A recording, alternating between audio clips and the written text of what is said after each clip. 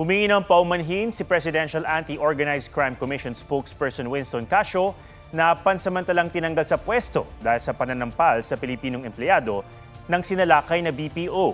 Sabi ni Casio, pinapili niya kung kakasuhan o bibigyan ng mahinang sampalang lalaki na binastos umano mga kawani ng PAOK. May report si Salima Refran.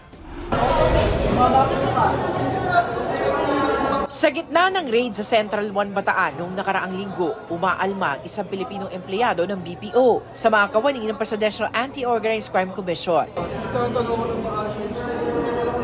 Maya-maya, nilapitan siya ni PAOK spokesperson Winston Casio.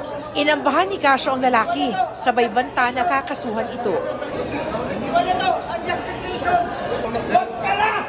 Saka kinuha ng mga operatiba ang lalaki.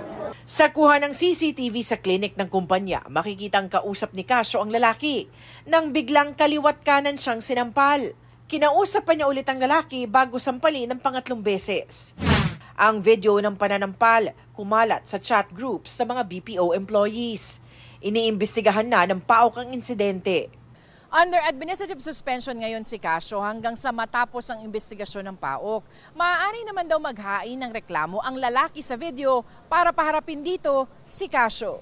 Hindi mo pwedeng basta-basta pagbubuhatan ng kamay ang isang tao dahil nagmura siya. Para sa akin, hindi mo pwedeng ituwid ng isang pagkakamali, yung isang maling bagay. Nagsumite na ng paliwanag si Casio sa komisyon. Sa panayam ng Super Radio DZBB, inamin niya ang kanyang pagkakamali.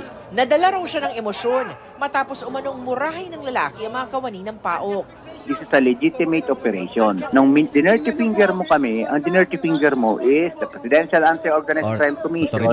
The Presidential Commission headed by the President of the Republic of the Philippines. Sabi ko naman doon sa tao, sa Pilipino, pare, mahinang mag-asawang sampal na lang para hindi ka na namin kasuhan.